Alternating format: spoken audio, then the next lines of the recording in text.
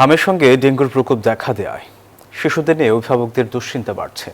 সন্তানকে নিয়ে ছোটাছুটি আর নানান ভোগান্তির কথা জানাচ্ছেন তারা।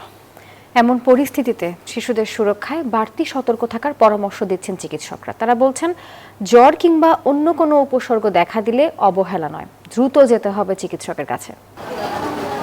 2 মাস 10 দিন বয়সী শুভ্র তার জীবনের এই ক্ষুদ্র সময়ের 1.5 মাসই হামে আক্রান্ত হয়ে কেটেছে হাসপাতালে।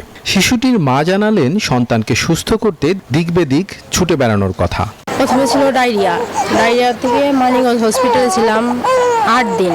ওই জায়গা থেকে ডায়রিয়া কমতেছিল না, পরে এই জায়গায় এসে সরাদি হসপিটালে আসলাম, ওই জায়গা থেকে হাম আর নিউমোনিয়া হয়ে গেছে। হামে আক্রান্ত সন্তানদের নিয়ে অভিজ্ঞতার কথা বলছেন আরো অনেকেই। প্রথমে হাম হয়েছিল, তারপরে আবার নিউমোনিয়া ধরা পড়ছে। হাম গায়ে হয়েছে 9 দিন, চোখ মেলতেছিল না, তো এই জন্য আর কি মেডিকেলে আনা হয়েছিল। হামের সঙ্গে এখন ডেঙ্গুর প্রকোপেও পড়ছে শিশুরা।